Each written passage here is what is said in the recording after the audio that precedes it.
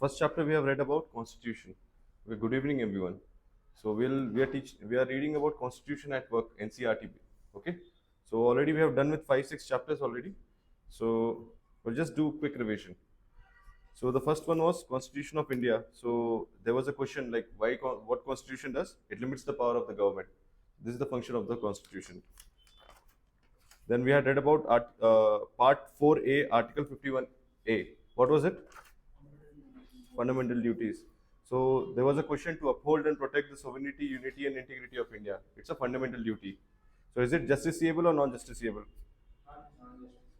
And what are the functions of Constitution? It provides a set of basic rules. First function, second function, specifies the power and to make decisions in the society. Third function, sets the limit on what government can impose on its citizen. Then fourth function, to enable the government to fulfill the aspiration of society and create conditions for a just society. Next, what was first past the post system? Okay, for what do we use that? Like which all election do we use it for? MP and MLA. Okay, what is PR? Okay, so from whom did we take fraternity, equality and liberty?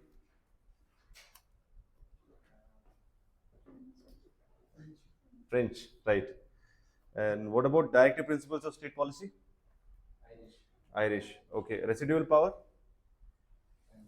Canada. A quasi-federal form of government? No? No? Canada. Okay. Power of judicial review? USA. Okay. Rule of law? British. Okay. Right. So what is the difference between ordinary legal right and fundamental rights?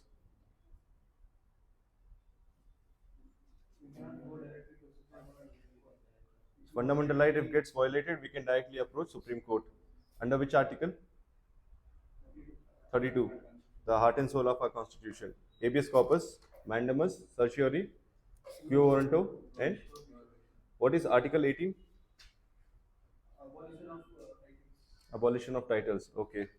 What is Article 19? Yeah. Freedom, protection of the rights, freedom of speech and expression, assemble peacefully, form association, move freely throughout the territory of India.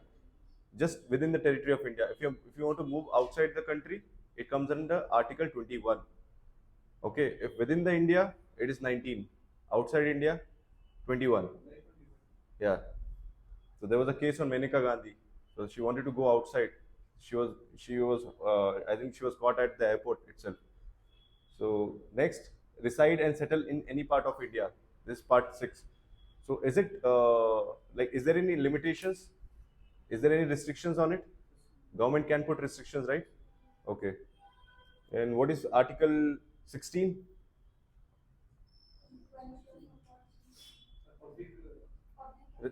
So which is the new one which they have added?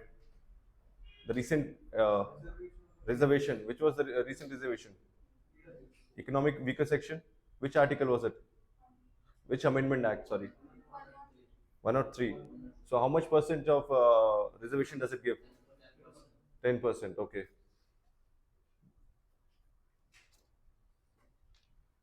What is the difference between preventive detention and punitive detention?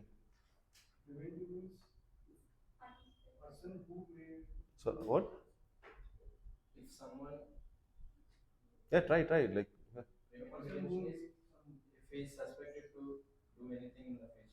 Yeah, anticipated. Like if he is about to do any harm, before that you catch him. So is a preventive detention? If somebody is under preventive detention, can he can he go for election? Like can he stand for election, or he cannot? Can he? He can, right? Okay. Next, what do you mean by mandamus?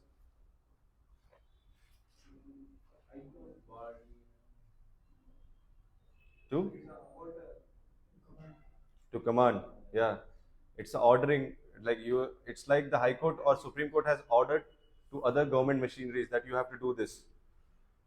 Okay. What is habeas corpus? To have the body.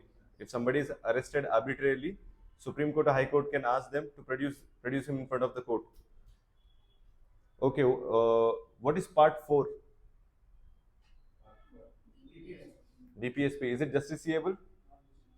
So, which part does this political democracy uphold? Which part do we say? Political democracy, fundamental rights. What about DPSP? Social and economic democracy, right? So next,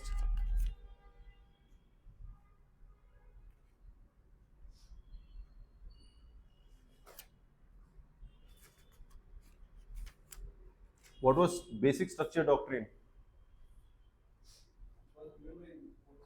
Court, yeah. What was it basically? So, which year was it? Yeah. So is it a part of the constitution? No. So what does it basically means? Government can amend any part of the constitution apart from basic structure.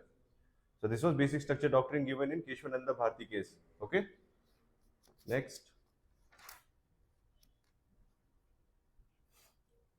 What is the difference between direct democracy and indirect democracy?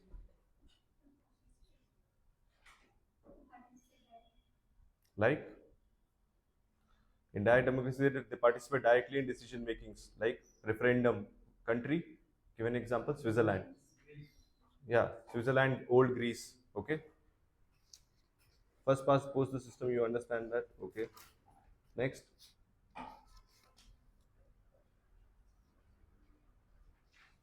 What is special majority?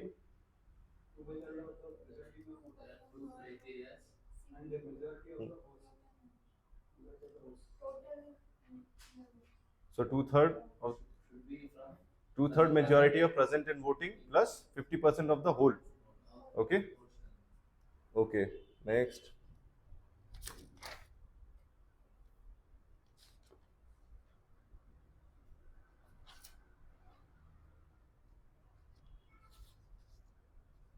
What was Article 74(1)?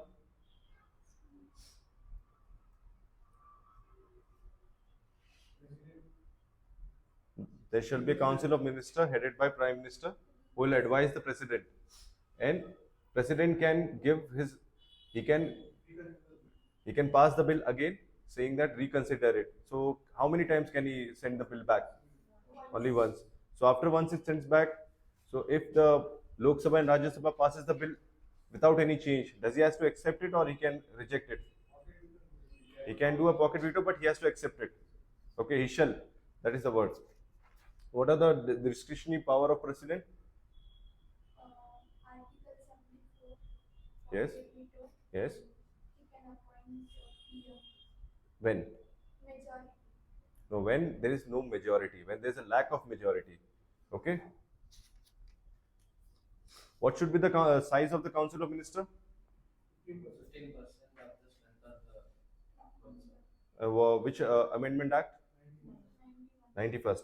Okay, good.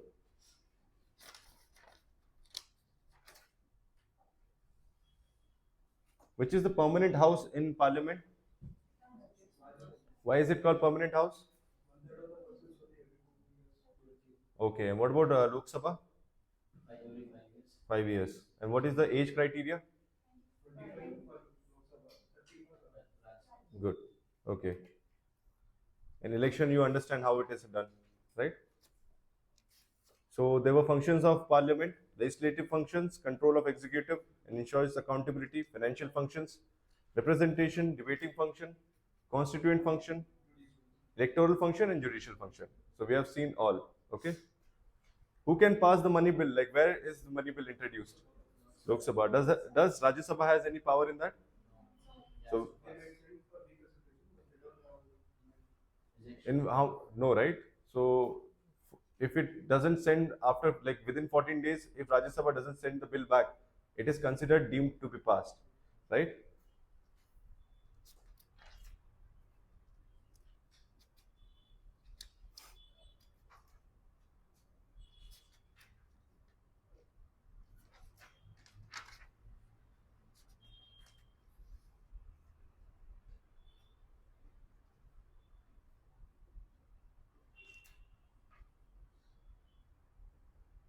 How is judge appointed in India? Collegium system. And how is he removed? Special majority, parliament, through parliament, okay? And there was already one case that where they have tried to remove a judge, but it was not successful. Why? Hmm. The second criteria they didn't meet. So okay, we'll move on now. Let's move on to the next topic: structure of the judiciary. The Constitution of India provides for a single integrated judicial system. So what kind of system we have? Single integrated judicial system. This means that unlike some other federal countries of the world, India does not have separate state courts. In US, they have different courts, federal courts, and I don't know the other name, but they have two different courts. Okay. The structure of the judiciary in India is pyramidal, with the Supreme Court at the top, High Court below them, and district and subordinate court at the lowest level. See the diagram below. The lowest court functions under the direct superintendence of High Courts. So, who has joined today? So, whatever we have revised, have you understood something? Little basic. Okay, what is your background? What are you studying? Have you done it or are you still studying? Okay. What about you? EC? Done or are you still? You're working? Okay, you're working. Okay. Oh, you though I know. Okay. So we've already done with I think half of the book. So they might provide you the online access. Or I think there's video available also. You can take the notes. Or you can yourself also read this book. If you have any doubt, you can ask me. Okay. See the diagram below. Supreme Court, its decisions are binding on all courts. Whatever decision Supreme Court takes, because it is the highest court in India, can transfer judges of High Court. It can transfer judges of High Court, can move case from any court to itself. What was this? In writs, which writ is this?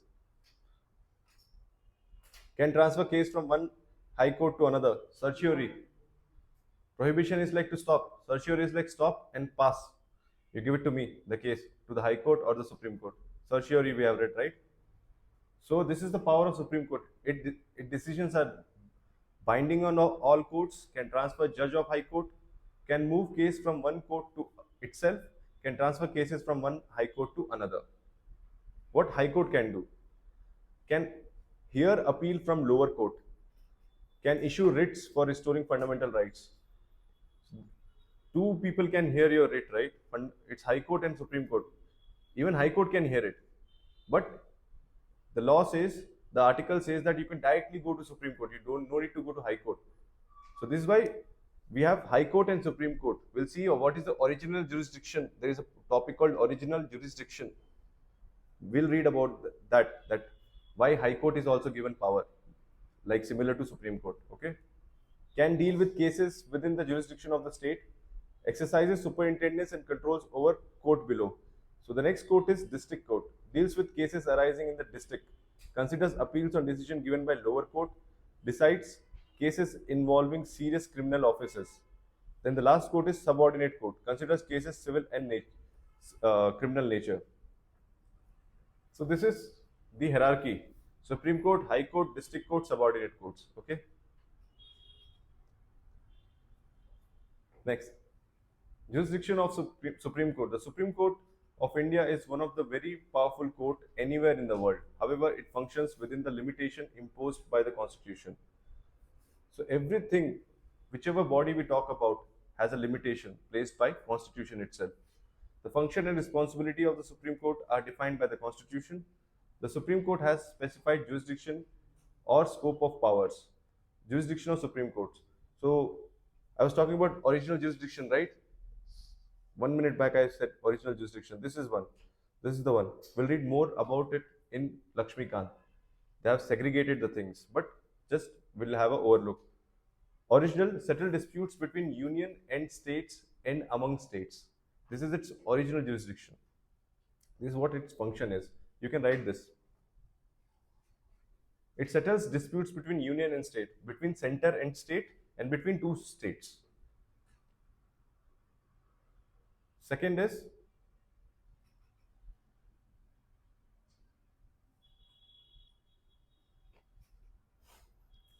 appellate, tries appeal from lower court in civil, criminal, and constitutional cases. That is, it means that if you're going by, if you are following the procedure, if you have gone to district court has said that okay, you should be hanged. High court agrees. High court says okay, the person will be hanged, so he can go to Supreme Court. This is appeal. This is how the appeal will go from one level to another, right? So this is called appellate. Trial appeals from lower court in civil, criminal, and constitutional cases in all. But in constitutional cases, it's mostly the Supreme Court. Like the cases are usually gone from the Parliament. So yes, there's a difference.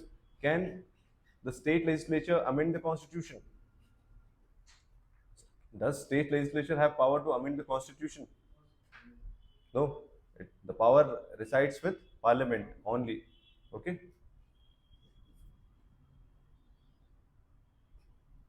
This third one is advisory. Advises the president on matters of public importance and laws. We'll read about it, like if those advisories are, should the president abide by it or not. Fourth is writ. Can issue writ. We have read about this. Habeas corpus, mandamus, prohibition, certiorari, quo warranto to protect the fundamental rights of the individual. These are the four functions. Jurisdiction of Supreme Court. You need to remember this. Original is, what is original? Settle dispute between union and states, between center and state, and between two states. If think there's a case going on between, water is not added, but I'm just giving you an example. Don't think that water case, what the Kaveri is there, it doesn't come under original jurisdiction. I'm just giving an example. Or think about anything else. If there's a fight between Karnataka and Tamil Nadu, so if it is a legitimate case, Supreme Court will take the case under original jurisdiction. Okay. Or between union or center. If there is a fight between state, central government or Karnataka, then the case will go to Supreme Court as a original jurisdiction. Okay. Understood till here? The special power can grant special leave to appeal from any judgment or matter passed by the court in the territory of India. Means even if the Supreme Court has said that you should be hanged, again there's something called special leave petition. You can again you can go through special leave petition to Supreme Court saying that reconsider this. That is called special power, special leave to an appeal. If Supreme Court itself has said, okay, we have seen your case, you should be hanged. But if he feels that, okay, I have not done anything, he can go back to the Supreme Court filing this case, special leave petition. Please do reconsider one more time. So he can consider. But only one thing is not included here. It's military courts. Military courts are not included in this because they have their own act and their own tribunals. So whatever decision they take, if they court-martial someone, that person cannot go to Supreme Court that he has been court-martialed. Just except military court. There's no special leave petition for military courts.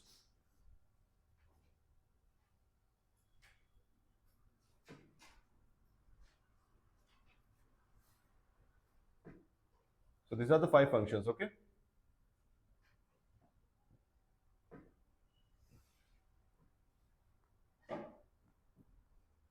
So let's read one by one. Yeah, David. Original jurisdiction. Original jurisdiction means cases that can be directly considered by the Supreme Court without going to the lower courts before that. From the diagram above, you will notice that cases involving federal relations go directly to the Supreme Court. So which cases? Original jurisdiction, federal relations, okay? Federal type, that is between state and centers. Next. The original jurisdiction of the Supreme Court establishes it as an umpire in all disputes regarding federal matters. In any federal country, legal disputes are bound to arise between the Union and the states, and among the states themselves. The power to resolve such cases is entrusted to the Supreme Court of India. It is called original jurisdiction because the Supreme Court alone has the power to deal with such cases. Neither the High Court nor the lower courts can deal with such cases. In this capacity, the Supreme Court not just settles disputes but also interprets the powers of union and state government as laid down in the Constitution. Yeah, so in this capacity, Supreme Court not just settles the dispute but also interprets the power, because there's a list, right? Union list, state list, concurrent list. So through that, it tries to tell that your power, you have power in this matter till here. Beyond this, you cannot. Okay. Next. Writ jurisdiction. As you have already studied the chapter on the fundamental rights, any individual whose fundamental right has been violated can directly move directly to Supreme Court for remedy. The Supreme Court can give special orders in the form of writs. The High Courts can also issue writs, but the persons whose rights are violated have the choice of either approaching the High Court or approaching the Supreme Court directly. Through such writs, the court can give orders to the executive to act or not to act in a particular way. Okay, for the new students, see, we have some fundamental rights. If it get violated, we can go to court. We can rightly go to Supreme Court, but it's not necessary. It doesn't mean that you have to go to Supreme Court only. You can go to any court, but you have the power to go to Supreme Court. So how do we go to Supreme Court? So it is mentioned in Article 32. It talks about writ jurisdiction, what we are reading right now. Writ. So there are 5 writ we have read here. It mentions here, right? Writ, habeas corpus, mandamus, prohibition, certiorari, quo warranto. So we have discussed about it. So like basically habeas corpus, I've asked the question. It means to have the body. If you have been detained illegally, sometimes what happens, police can catch you and keep you under police custody for a very long time without even showcasing like to the judges or to the judicial magistrate or even the executive magistrate. So the court, if somebody from your family goes to the court saying that my person is missing from a long time, and court feels that okay, this case should not be, it's arbitrary charges on that person, the court can command or can give directions to the police. You have to bring that body here. That is called habeas corpus. To have the body, you should produce him right now in front of me. The police will do that then. This is habeas corpus. It has been done, right? Most of the time in national emergency, many people were locked down, locked in the jail. So this habeas corpus was used. Okay. Now we understand these are writs, basically. Okay. Next. Appellate jurisdiction. The Supreme Court is the highest court of appeal. A person can appeal to the Supreme Court against the decisions of the High Court. However, High Court must certify that the case is fit for appeal. That is to say that it involves a serious matter of interpretation of law or constitution. In addition, in criminal cases, if the lower court has sentenced a person to death, then an appeal can be made to the High Court or Supreme Court. Of course, the Supreme Court holds the power to decide whether to admit appeals even when appeal is not allowed by the High Court. Appellate jurisdiction means that the Supreme Court will reconsider the case when the legal issue involved in it. If the court thinks that the law or constitution has a different meaning from what the lower courts understood, then the Supreme Court will change the ruling and along with that also give new interpretation of the provision involved. The High Courts too have appellate jurisdiction over the decision given by the courts below them. So even the High Court has. Okay, but Supreme Court, we are reading about Supreme Court right now. So even High Court has. High Court works very similar to Supreme Court, but High Court has its own smaller jurisdiction.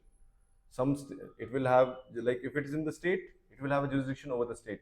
Certain cases, it can go beyond its state. If a person has committed crime in this state and he has run away to Maharashtra, so then it has jurisdiction over that person in Maharashtra also. It can file a case, it can take a case in that way also. Otherwise, it has a jurisdiction only in Karnataka. But Supreme Court has like all over the territory. Whatever territories we have, acquired, non-acquired, it has its jurisdiction. Next. Advisory jurisdiction. In addition to original and appellate jurisdiction, the Supreme Court of India possesses advisory jurisdiction also. This means that the President of India can refer any matter that is of public importance or that which involves interpretation of Constitution to Supreme Court for advice. However, the Supreme Court is not bound to give advice on such matters, and the President is not bound to accept such an advice. Yeah. So see, there's a very good line they have mentioned here. However, the Supreme Court is not bound to give advice on such matters, and the president is not bound to accept such advice. So there are two types of advisory function. First is for public importance, okay.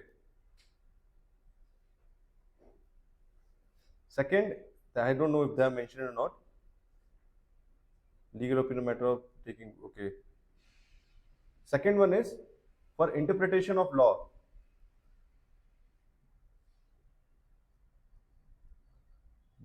Which were formed before independence, or even a normal interpretation of law if you want to know, okay.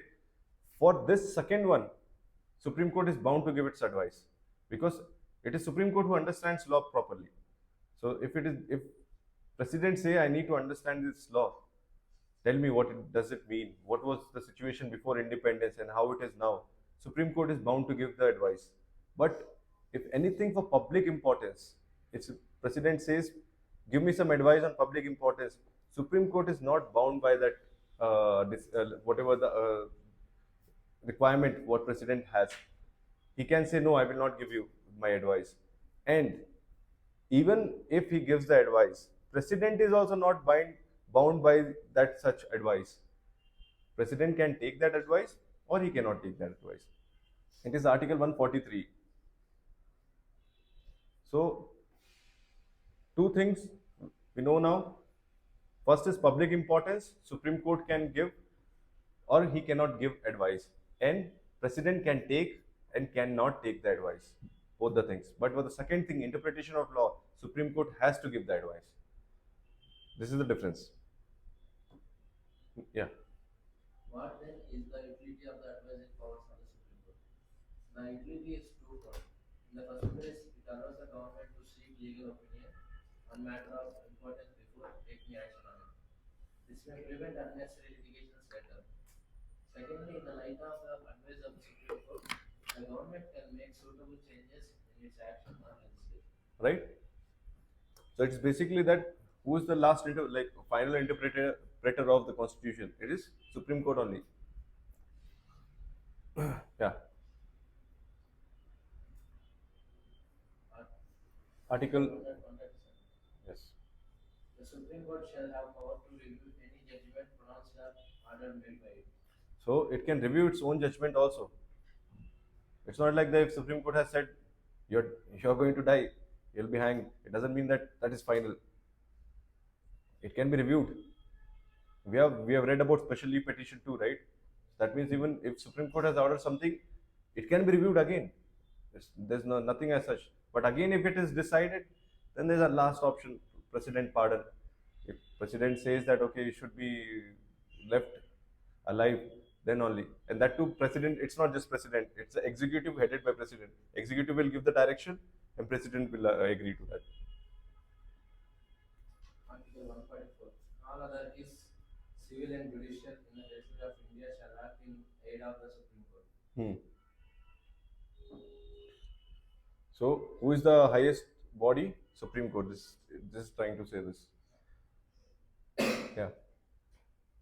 Read the articles quoted above. These articles help us to understand the unified nature of our judiciary and the powers of the Supreme Court. Decisions made by the Supreme Court are binding on all other courts within the territory of India. Orders passed by it enforceable throughout the length and breadth of the country. That is clear, right? Yes. Yeah. The Supreme Court itself is not bound by its decision and can at any time review it. See, this was which article we read now? 137. Yeah. Besides, if there is a case of contempt of Supreme Court, then the Supreme Court itself decides such a case. Yeah. So next topic is judicial activism. What do you mean by judicial activism?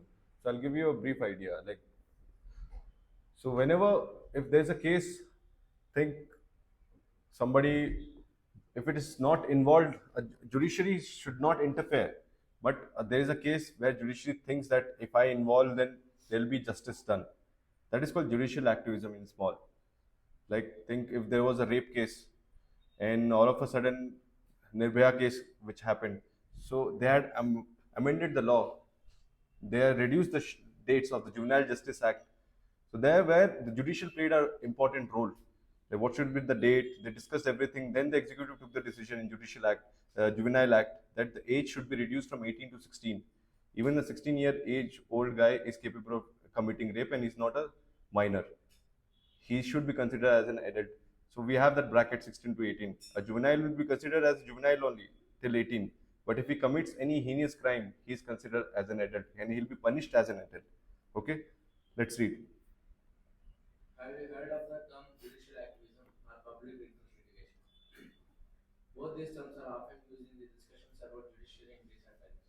Many people think that these two things have revolutionized the functioning of judiciary and made it more people friendly. Yeah, these two things, it has made more people friendly because judiciary is interfering every time to help people to seek justice. Hmm. The chief instrument through which judicial activism has flourished in India is public interest litigation or social action litigation. What is PIL or SAL? How and when did it emerge?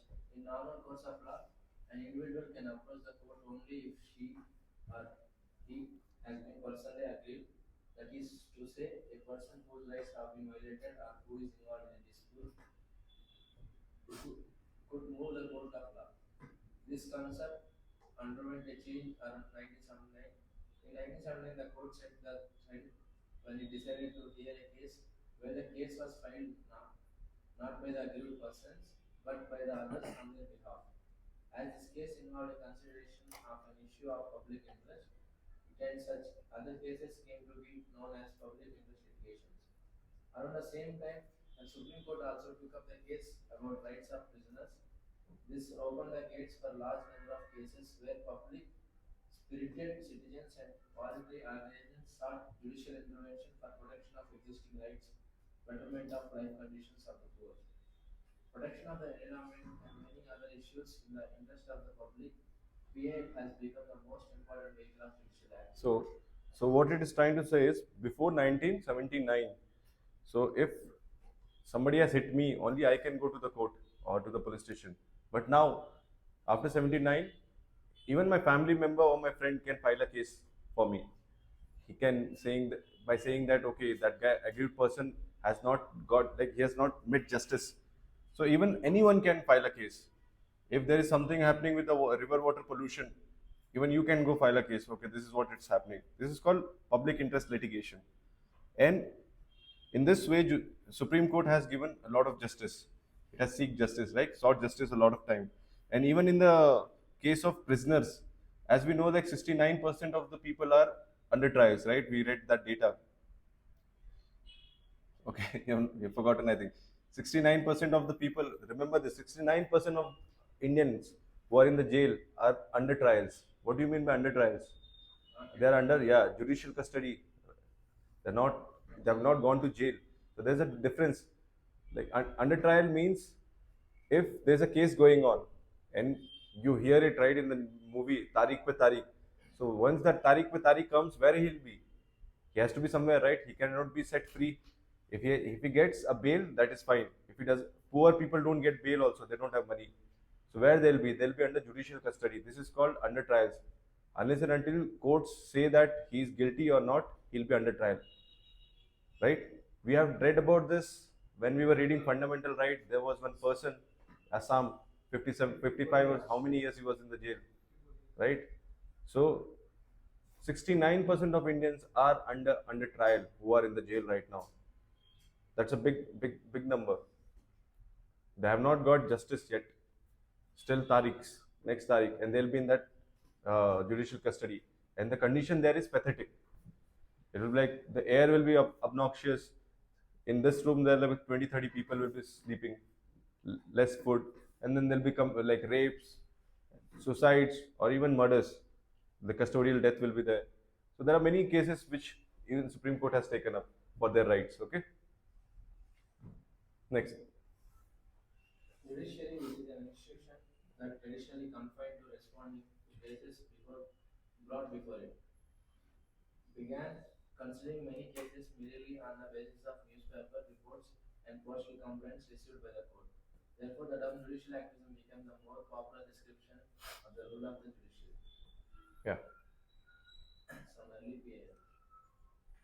In 1979, newspaper published reports about under trials. There were many prisoners in the Bihar who had spent longer years in jail, longer than what they would have spent if they had been punished for the offences for which they were arrested. This report prompted an advocate to file a petition. The Supreme Court heard this case. It became famous as one of the early public interest litigation.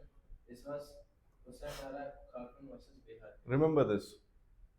So for judicial activism, if you have to give any example, this question they have asked. There's a difference. Like they have asked in the mains, what is the difference between judicial activism and judicial overreach? So we'll read about overreach next. Like sometimes judiciary oversteps their power a lot more. Like they started doing that. So for judicial activism, this is the first case you have to mention. Like in Husainara Khatun versus Bihar case, they fought for under trials in 1980. So you need to mention the case study also while writing your answers. This is okay. In 1980, a prison inmate of the Tihar jail, managed to send a scribbled piece of paper to Justice Krishna Iyer of the Supreme Court, narrating physical torture of the prisoners. The judge got it converted into a petition, though later on the court abandoned the practice of considering letters. This case, known as Sunil Batra versus Delhi administration, also became one of the pioneers of the public Yeah. interest litigation. This is another case.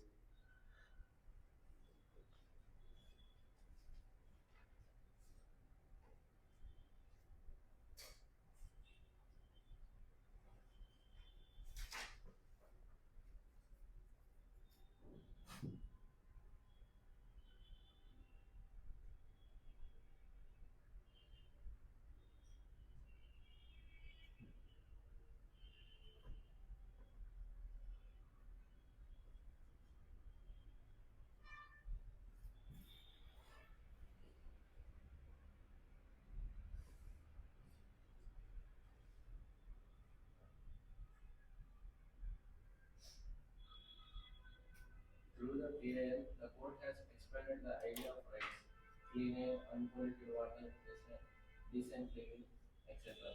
So the other examples are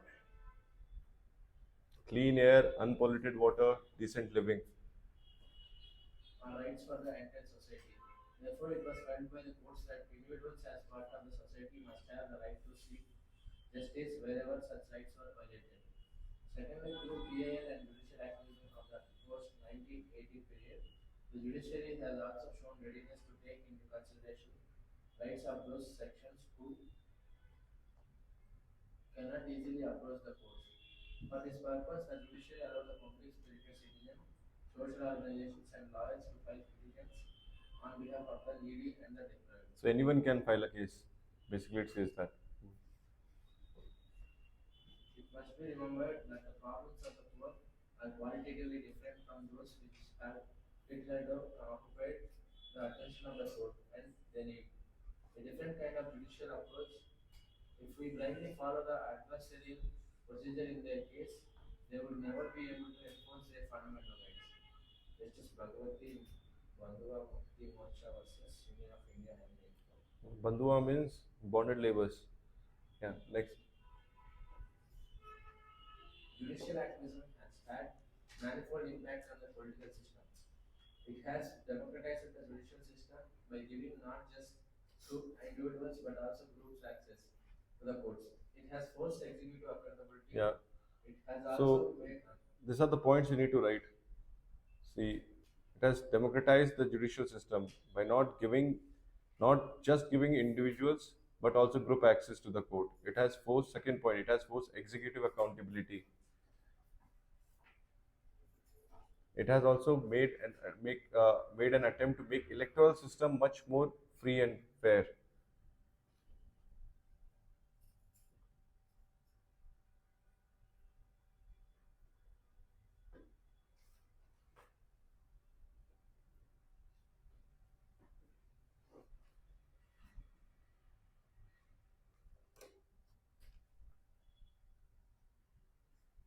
Yeah. It has also made an attempt to make the electoral system much more free and fair. The court asked candidates contesting elections to file affidavits indicating their assets and income along with education qualifications, so that the people could elect their representatives based on the accurate knowledge. There is, however, a negative side to the large number of AIs and the idea of proactive judiciary. In the first place, it has overburdened the courts. Secondly, judicial activism has blurred the line of distinction between the executive and legislature on the one hand and the judiciary on the other hand. The court has been involved in resolving questions which belong to the executive. So see, now this is called Overreach. judicial overreach.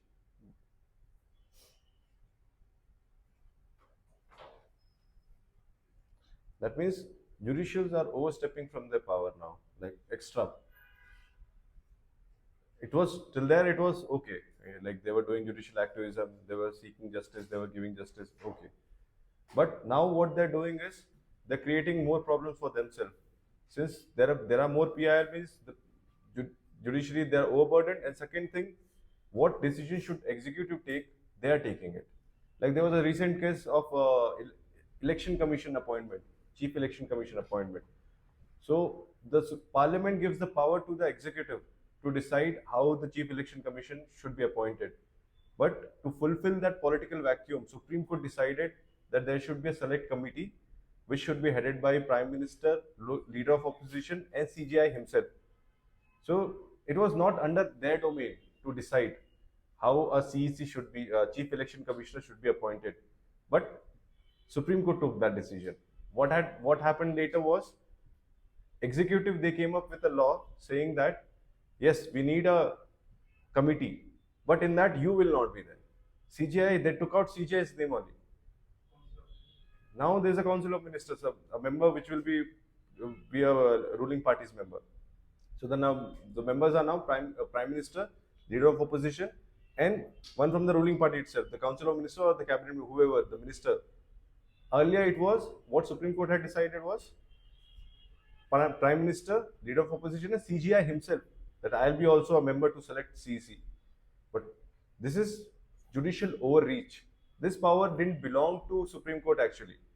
But what Supreme Court did was right, but this power didn't belong to Supreme Court. Because Parliament says this power belongs to executive. Executive is like the present government, whoever is the government ruling, okay? This example you can give, judicial overreach versus activism. Thus, for instance, reducing air or sound pollution, or investigating cases of corruption, and bringing about electoral reform is not exactly the duty of the judiciary. See, yeah, right? This is the function of basically the executives, right?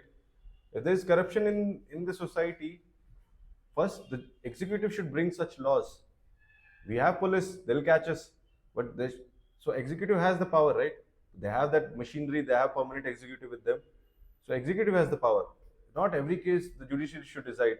So there was a havoc on decision which in 2018 or 19, I think, the Sabrimala entry for women. That decision was taken by Supreme Court. It was a futuristic decision. It talks about equality of gender. But there was something called rights also involved of the pilgrimage, like pilgrims. It was more about sanctity, right? So again, it was not followed. It's a good decision what they gave, but it cannot be followed in India because of the we culturally lag and we have a high consciousness for our culture. So it was not accepted. Again, there was some, I think there was a case on adultery, which Supreme Court allowed it. It said adultery is allowed in India. Even that is not followed in army, Indian Army. Indian Army General, he himself said that we will not follow that order. He defied Supreme Court's order, saying that we will not follow adultery. So there are certain things like that which is not actually supposed to be given by judiciary, but has been given by judiciary. Okay. Adultery is like, before, like adultery, it means if there's a married couple, okay, and if the lady has a extra marital affair with a person who is not married or unmarried, if there is a case, if the husband gets to know that his wife has an extramarital affair, then that husband can file a case. In that, what will happen? The lady will be saved because women empowerment, there's no case on her, but the guy who's there with her in that relationship, he'll go to jail. So this it has been cancelled by Supreme Court. So what it has done is it has made our India more westernized. Now adultery is allowed. Basically, like any woman, married or unmarried, can have extra relationship because it is natural. You cannot choose. You cannot bond anyone. Bond in that relationship criteria. Like you're married, then you should have only one partner or no. So that is adultery basically. So Supreme Court has said that adultery is allowed. There's no such thing that you should be with one person only. If you don't have any connections, leave it. That's no problem in that. You don't have to divorce basically. You can have extra affairs. So this is adultery. So Indian Army said we don't follow this. Why? Because it's for obvious reason. Their men are like all our army men are at the borders. Does it even justify for a person to die for the country? And if there's something happening like this, right, he'll shoot himself, or he'll not work, he'll not be mentally well. So this is why the general said that way. Yeah, next. Therefore, some people feel that judicial activism has made the balance among the three organs of government very delicate. Democratic government is based on each organ of government respecting the powers and jurisdiction of the others. Judicial activism may be creating strains on this democratic principle. Judiciary and rights. We have already seen that the judiciary is entrusted with the task of protecting rights of individuals. The Constitution provides two ways in which the Supreme Court can remedy the violation of the rights. First, it can restore fundamental rights by issuing writs of habeas corpus. So first we know this Article 32. If Article 32 is for Supreme Court, 226 is for High Court. Even High Court can issue writ. I've told you, right? Remember this Article 226. If writ provision for Supreme Court, it is from Article 32, then for High Court, it is through this Article 226. Both are writ provisions only.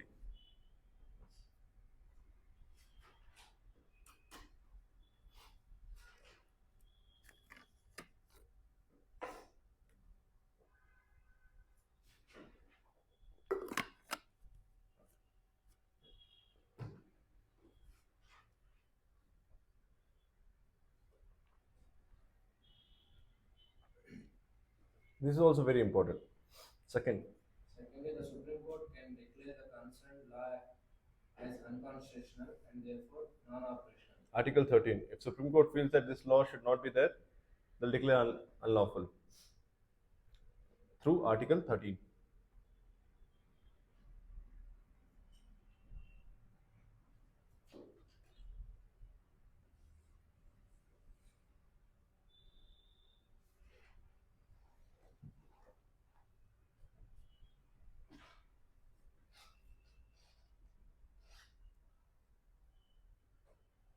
Together, these two provisions of the Constitution establish the Supreme Court as the protector of the fundamental rights of the citizen on the one hand and interpreter of the Constitution on the other hand. So this is what it means.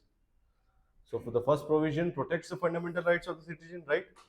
And second, it interprets the Constitution because it can call for any law as unlawful if it feels so. Not feel so by going through the constitutional things, because he's the final interpreter of Constitution, Supreme Court. The second of two ways mentioned above involves judicial review. Perhaps the most important power of the Supreme Court is the power of judicial review. Judicial review means the power of Supreme Court to examine the constitutionality of any law. So what does it mean? Or High Court to examine the constitutionality of any law. If the court arrives at the conclusion that law is inconsistent with the provision of the Constitution, such a law is declared as unconstitutional and inapplicable. Okay. So it examines the constitutionality of any law. He is the final interpreter.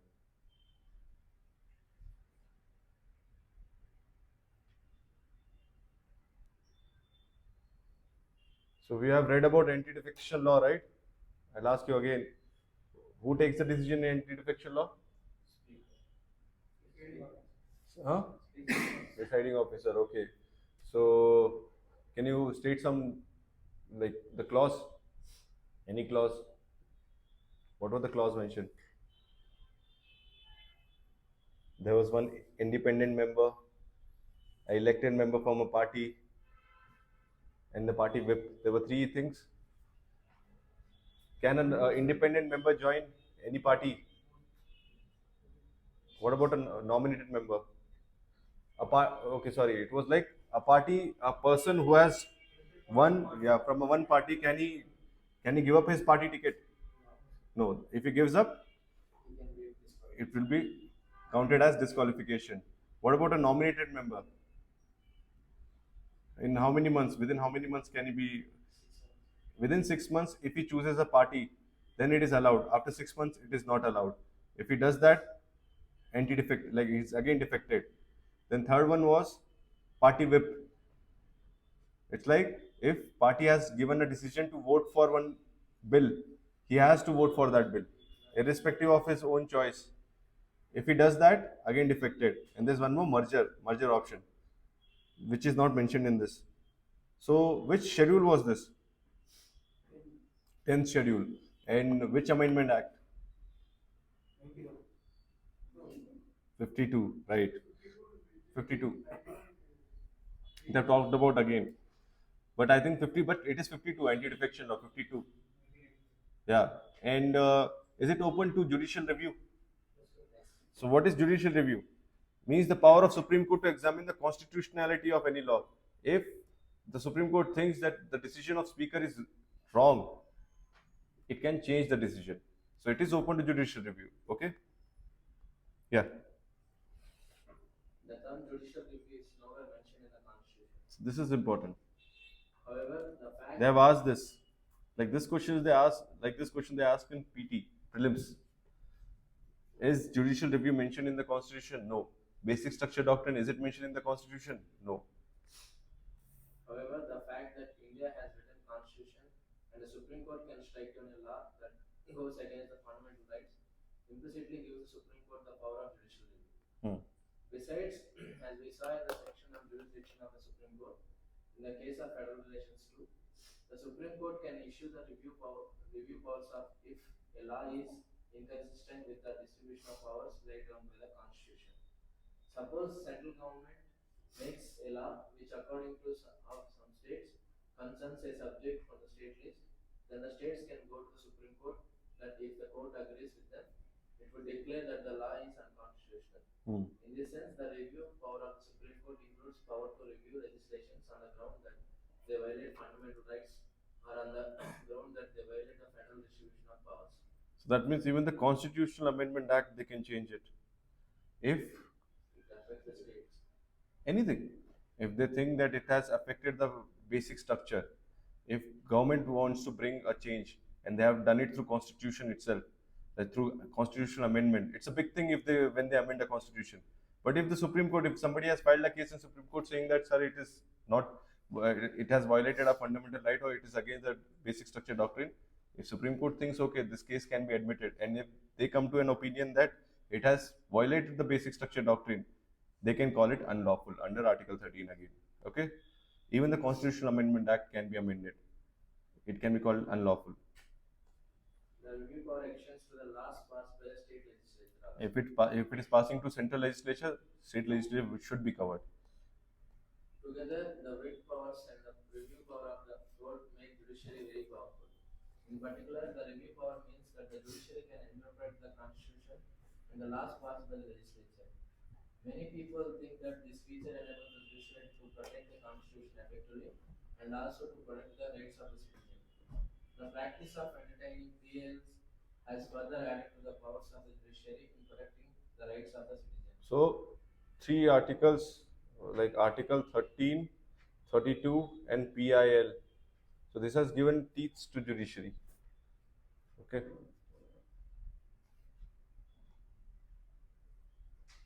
Do you remember that in the chapter on rights, we mentioned the right against exploitation? This right prohibits forced labor, trade in human flesh, and prohibits... Which article was this? Child labor. Forced labor, trade in human flesh, and prohibits employment in children. So, which are the 2 articles? First one, which article is it? 23 and 24. First one is 23. forced labor, trade in human flesh, human trafficking, and prohibition of employment of children. 24. Yeah. But the question is, how could those whose rights were violated approach the court? PIL and judicial activism made it possible for the courts to consider these violations. Thus, the court considered a whole set of cases: the blinding of the jail inmates by the police, inhuman working conditions in stone quarries, sexual exploitation of children, and so on. This trend has made rights really meaningful for the poor and disadvantaged sections. Yeah. Judiciary and Parliament. Apart from taking a very active stand on the matter of rights, the court has been active in seeking to prevent subversion of the constitution through political practice. Thus, areas that were considered beyond the scope of judicial review, such as powers of the president and the governor, were brought under the purview of the courts. So this is important.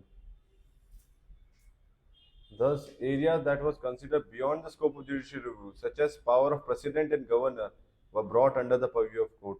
Even their powers are brought under judicial review. Almost everything is open for judicial review in India. Everything.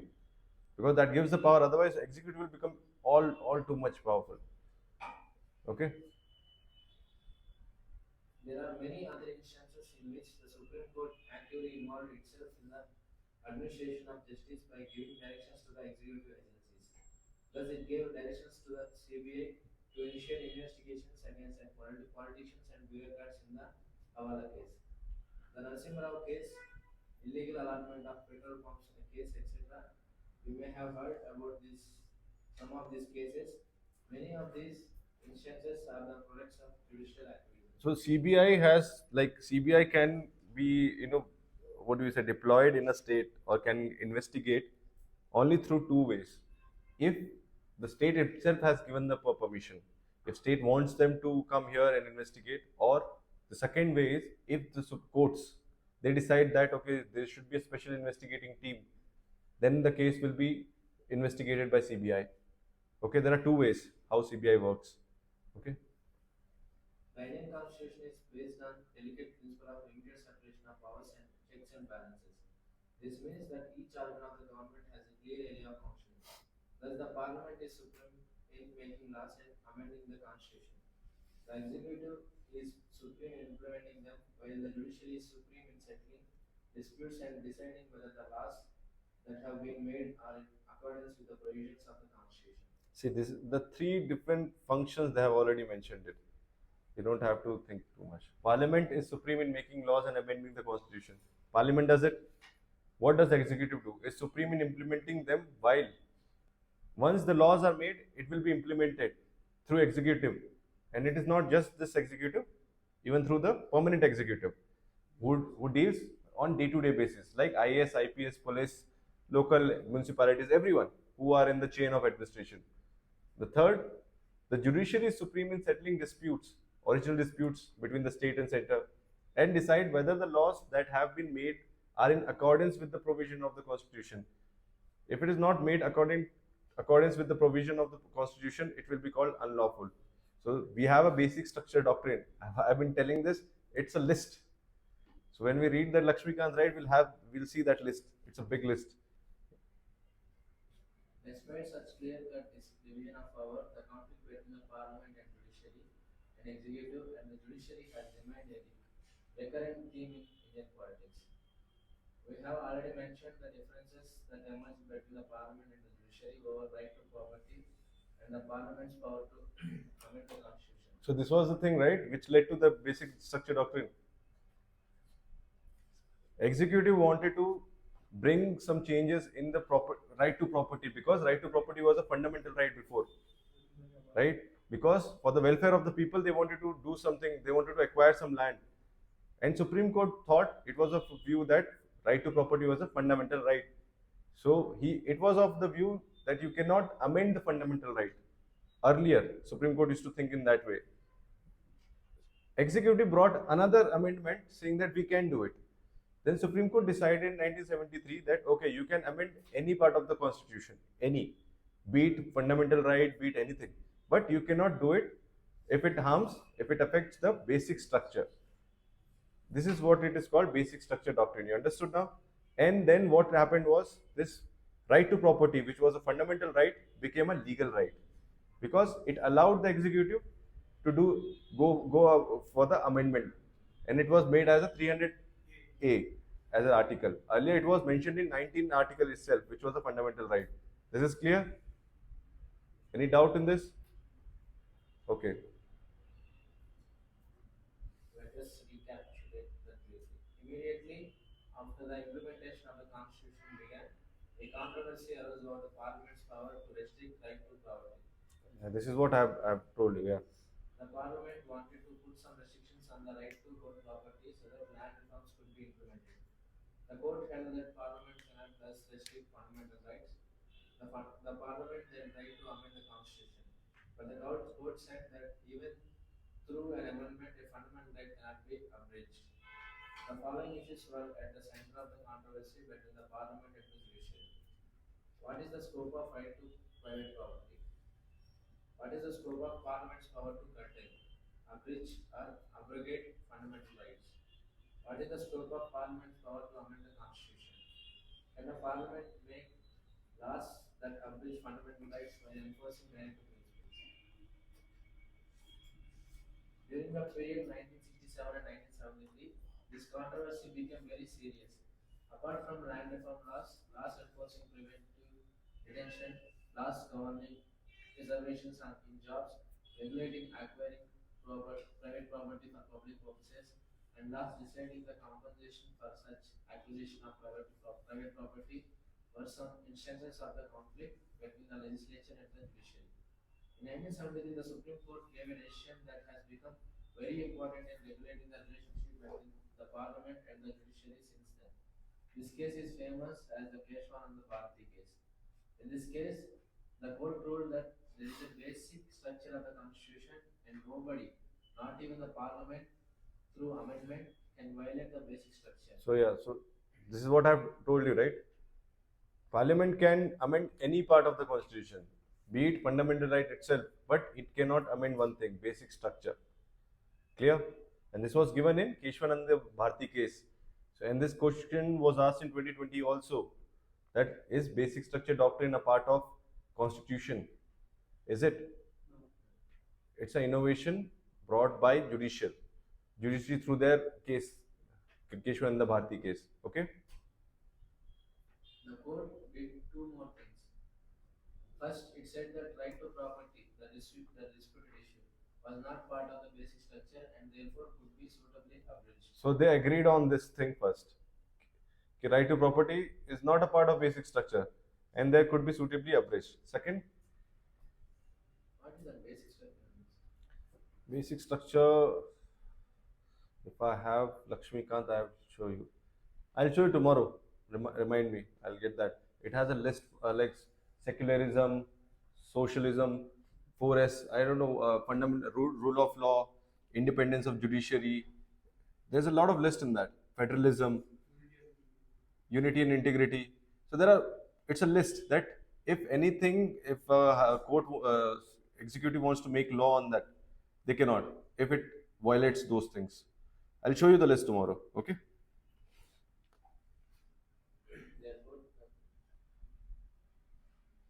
Secondly, the court reserved to itself the right to decide whether various matters are part of the basic structure of the Constitution. So that means court decides it now. What are the basic structures? That gives more power to the court, right? If executive wants to do something like independence of judiciary, it's mentioned there. So the executive wanted to bring some law. They amended the constitution through 99th Amendment Act and they brought NJAC, National Judicial Appointment Commission. In that, the collegium system, against the collegium system, the executive wanted to go, saying that to appoint a judge, we'll have our member also, executive also. But judges never agreed on this. Like this is against the basic structure and they said the 99th Amendment Act is unconstitutional. And they rejected the amendment itself. And it is no more there now. That is the power of judiciary in India. It is very powerful. This case is perhaps the best example of how judiciary uses its power to interpret the Constitution. This ruling has changed the nature of conflicts between the legislature and judiciary. As we studied earlier, the right to property was taken away from the list of fundamental rights in 1979. And this also helped in changing the nature of the relationship between these two organs of the government. Some issues still remain a bone of contention between the two. Can the judiciary implement and regulate the functioning of the legislature? In the parliamentary system, the legislature has the power to govern itself and regulate the power behavior of its members. Thus, the legislature can punish a person who the legislature holds guilty of breaching privileges of the legislature. Can a person who is held guilty for breach of parliamentary privileges seek protection of the courts? Can a member of the legislature against whom the legislature has taken disciplinary action can get protection from the court? These issues are unresolved and are matters of potential conflict between the two. Similarly, the Constitution provides that the conduct of judges cannot be discussed in the Parliament. There have been several instances where the Parliament and state legislatures have cast aspersions on the functioning of the judiciary. Similarly, the judiciary has considered the legislatures and issued instructions to the legislatures about the conduct of legislative business. The legislatures see this as violating the principle of parliamentary See, sovereignty. both the organs have their own sovereignty. That means whatever they discuss, if in the court, a judge or the lawyer, they are discussing something that cannot be discussed back in the parliament. That this is how they were operating. I don't know, is it right or not? I don't see they're doing some justice. They cannot say that in parliament. And even in the Supreme Court, they cannot discuss if they break any chair in parliament. That is their own work. This is own work. So they cannot discuss each other's work. This is what basically they have their own autonomy and they cannot discuss the functioning of each other's in their own domain. Okay? But they do it. This is where the problem comes. In Supreme Court, they'll discuss about Parliament, and in Parliament, they'll discuss about the Supreme Court. These issues indicate how delicate the balance between the two organs of the government is and how important it is for each organ of the government in a democracy to respect the authority of the others. Conclusion. In this chapter, we have studied the role of judiciary in our democratic structure. In spite of tensions that arose from time to time between judiciary and executive and the legislature, the prestige of judiciary has increased considerably. At the same time, there are many more expectations from the judiciary. Ordinary citizens also wonder how it is possible for many people to get easy acquittals and how witnesses change their testimonies to suit the wealthy and the mighty. These are the these are some issues about which our judiciary is concerned to. We have seen in this chapter that judiciary in India is a very powerful institution. This power has generated much awe and many hopes from it. Judiciary in India is also known for its independence. Through various decisions, the judiciary has given constitution and protected the right of citizen. As we saw in this chapter, democracy hinges on the delicate balance of the power between the judiciary and the parliament, and both institutions have to function within the limitations set by the constitution. So this becomes your conclusion. Democracy hinges on the delicate balance of power between judiciary and parliament, and both institutions have to function within the limitations set by the constitution. To uphold the parliamentary form of democracy, we need this kind of work, as they are both involved in check and balances, right? Next, we'll move.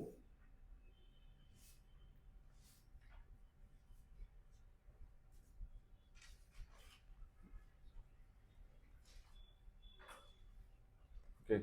The next chapter is federalism. This is very important to understand what is how the power has been divided between union and the states. And is it is our country pure federal? Who has more power? Center has more power, union has more power. From where did we take that thing? More power to the center, like from which country? Quasi federalism, from where did we take it? I asked you now only, huh? Canada. Because they have more, it's like power is more tilted towards the union. Okay? Yes, Yuri. Look at the political maps of India 1947 and 2017. They have changed dramatically over the years. Boundaries of the state have changed, name of the state have changed, and the number of states has changed. When India became independent, we had a number of provinces that the British government had organized only for administrative convenience. Then a number of princely states merged with the newly independent Indian Union. These were joined to the existing provinces. This is what you see in the first map. Since then, boundaries of the state have been reorganized many times. During this entire period, not only the boundaries of the state change, but in some cases, even the names change according to the wishes of the people of those states. Thus, my thus Mysore changed to Karnataka and Madras became Tamil Nadu. The map shows these large-scale changes that have taken place in a span of over 70 years. In the way, this map also tell us the story of functioning of federalism in India. After studying this chapter, you will be able to understand the following. What is federalism? The federal provinces in Indian constitution, the issues involved in the relationship between the center and the state, and the special provinces for certain states have a distinct composition and historical features. You understand what is federalism, right? So in this, we'll be reading about federalism, special provisions. What are the provisions for federalism in India, and issues involved in relationship between center and states. There are some states which has got more, we can say affinity or motherly feeling or protection from the center because they're not doing well, like northeastern states, or we can take Jammu and Kashmir. So those states were not doing well. So we have given some extra cushion to them. This is called asymmetrical federalism. Even for the sixth and fifth schedule, we will read about what is fifth and sixth schedule. Fifth, sixth schedule, and this all tribal areas and the northeastern states and Jammu Kashmir. We have given extra money so that they can develop at par with the non-mainland India. So this is called asymmetrical federalism. Remember this.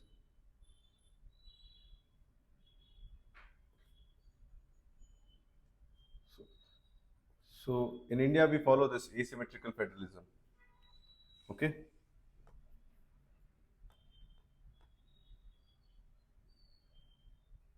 I think this is the map of India, 1947,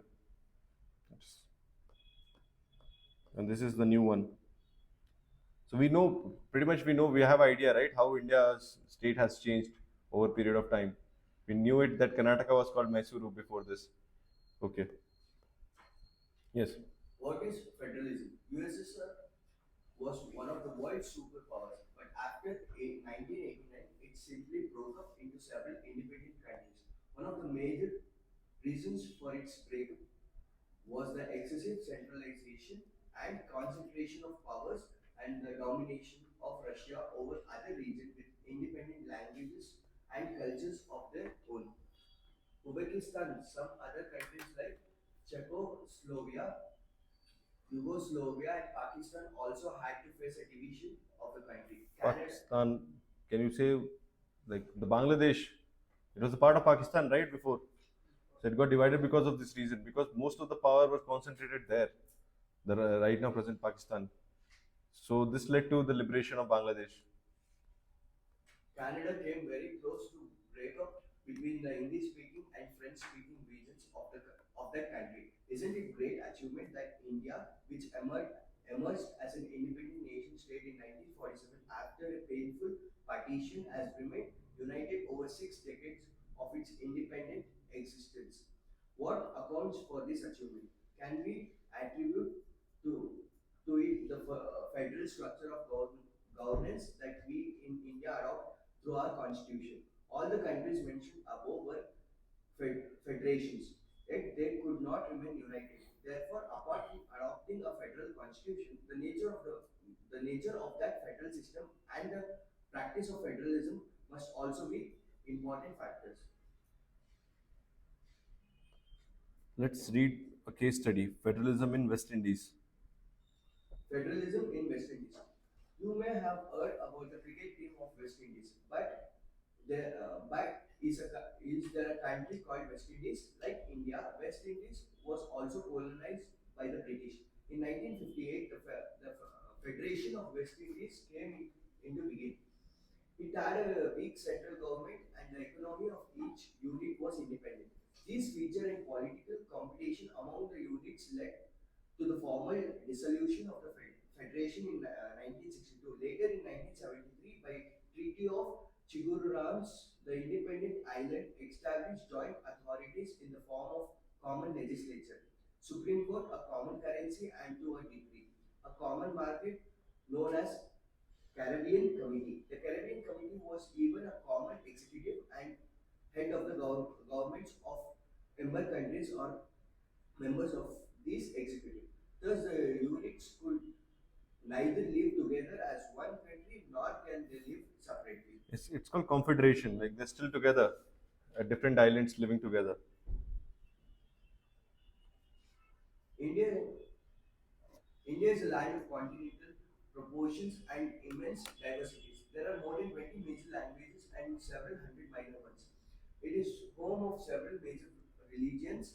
There are several million indigenous peoples living in different parts of the country. In spite of all these diversities, we share a common landmass. We have also participated in a common history, especially when we fought for independence. We also share main other important features. This has led our national leaders to visualize India as a country where there is a unity in diversity. Sometimes it is described as unity with diversity. Federalism does not consist of set of fixed principles which are applied to different historical situations. Rather, federalism as a principle of government has evolved differently in different situations.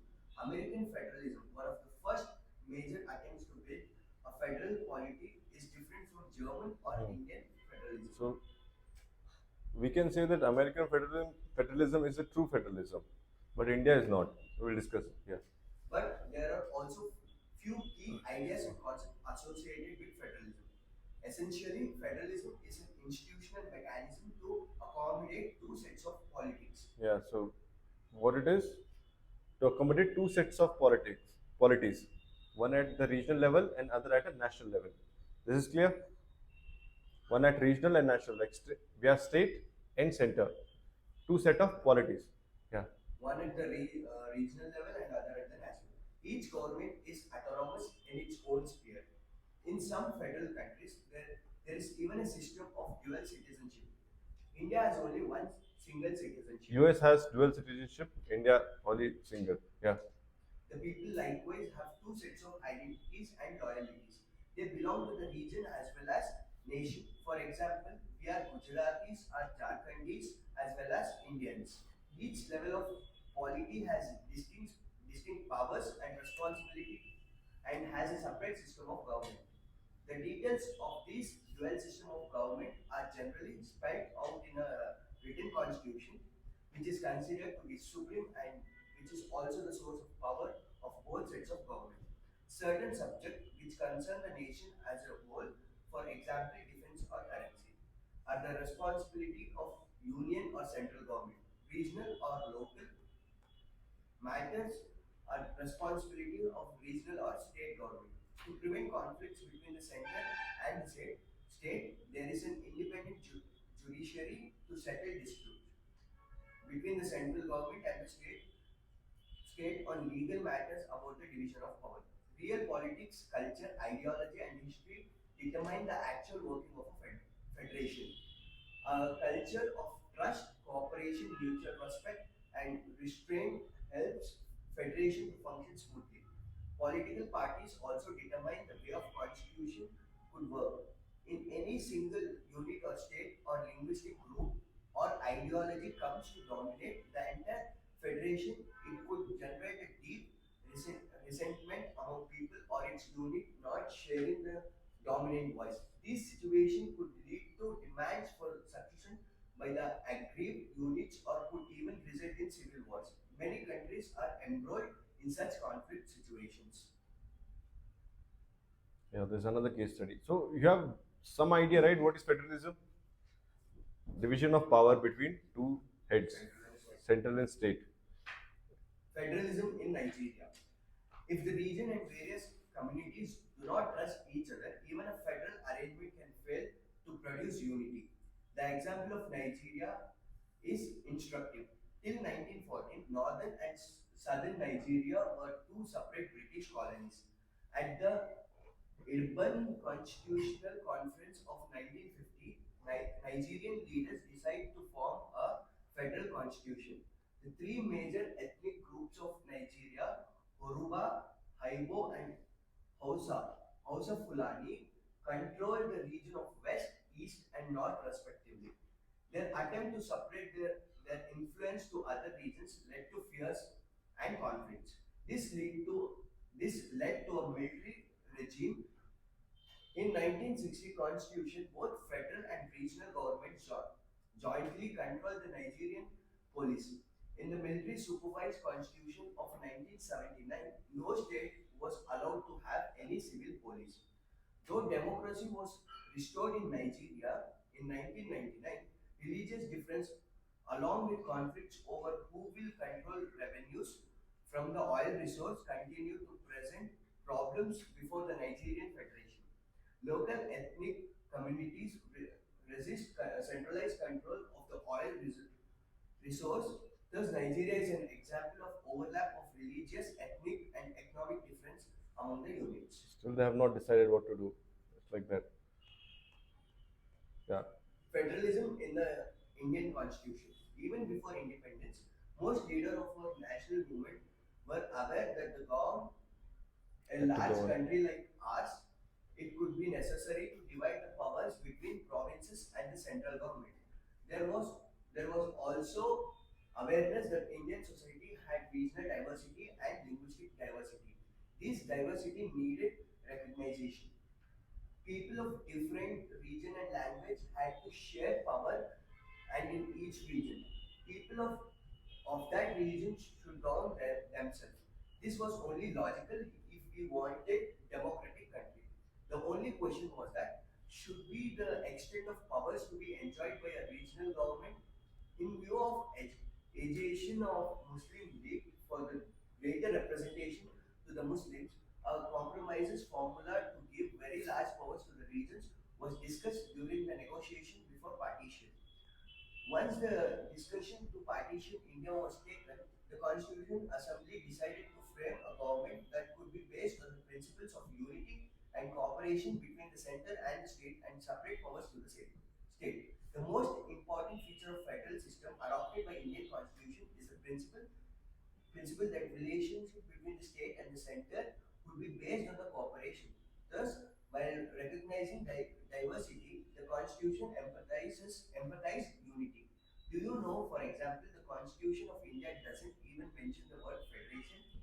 This is how Constitution describes India.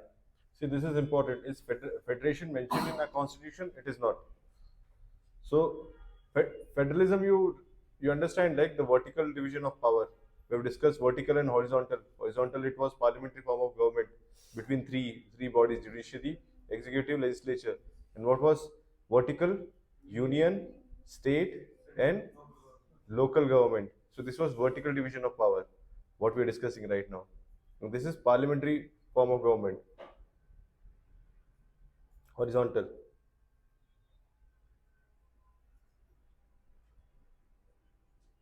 Horizontal. So, federation is not nowhere mentioned in the constitution itself. So, what does the Article 1 says? India, that is Bharat, shall be a union of state. It's not a federation of state, it's a union. The states and the territories therefore thereof shall be as specified in the first schedule. So this itself says that India is not a federation, that is union of state.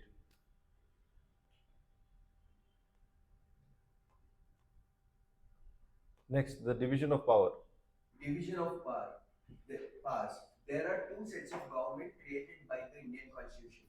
One for the entire nation called the Union Government, Central Government, and one for each unit or state called the State Government.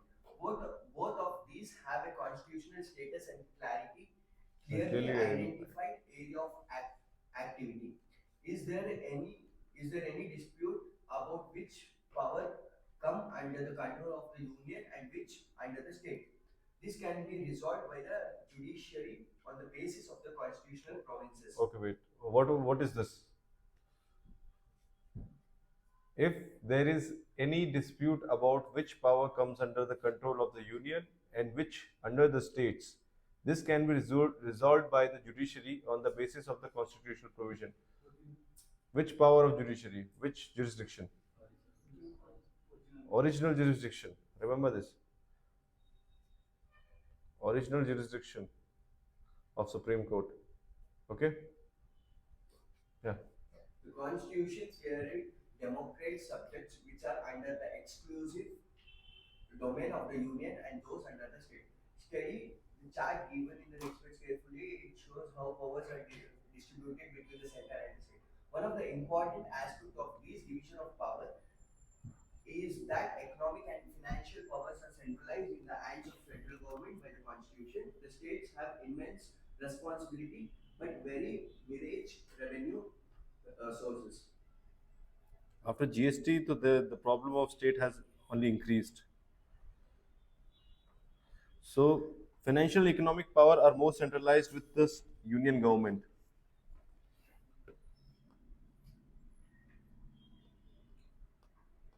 So, let's see. This, if you try, if you want to, if you can, remember this. Can be asked, have been asked. Okay? So, what is the union list? Which is with the center. Okay? What are the union list? Obviously, defense should be with the center.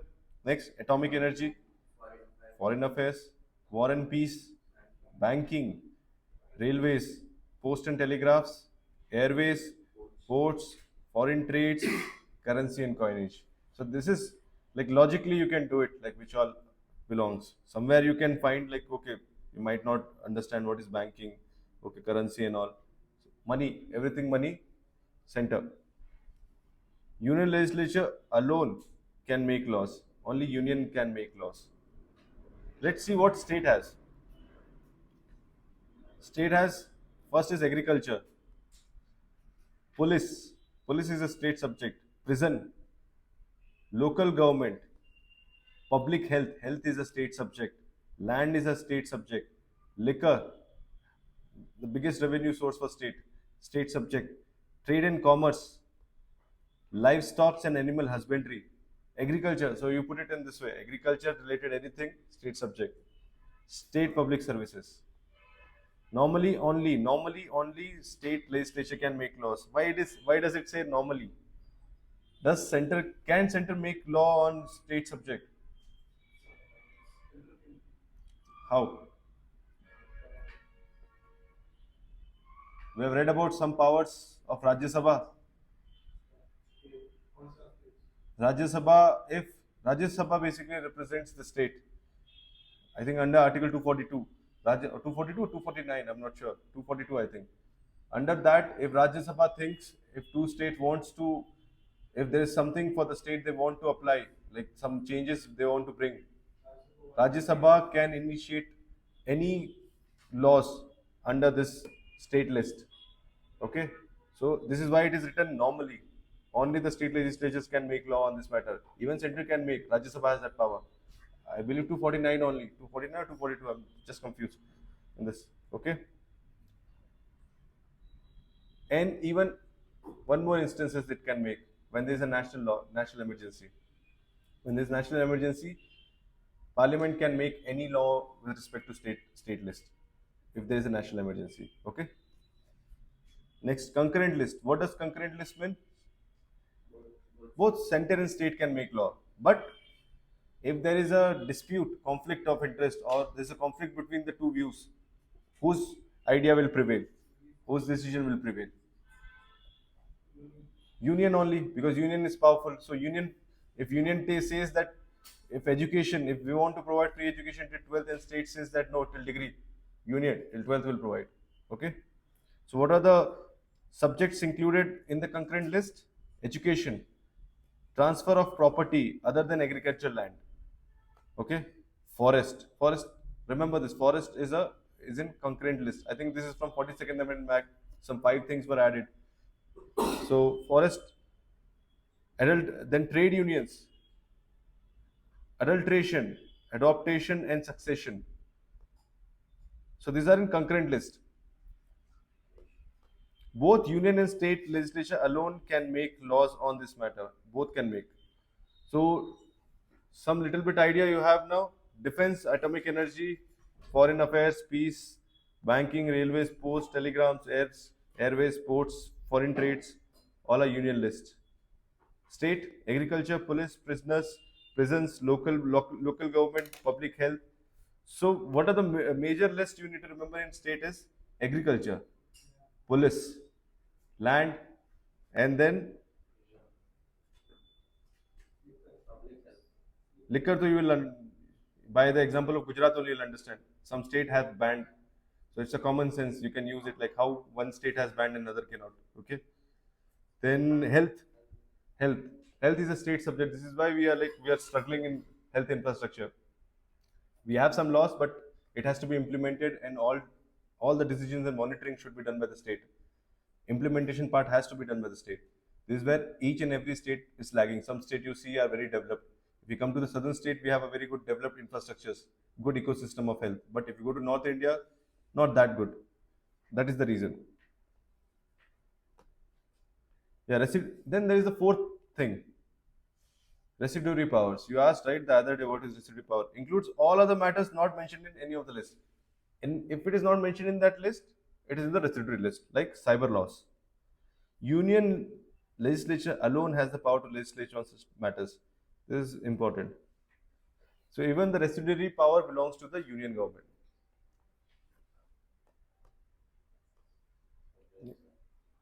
Break? Yeah, take 5 minutes break. Okay.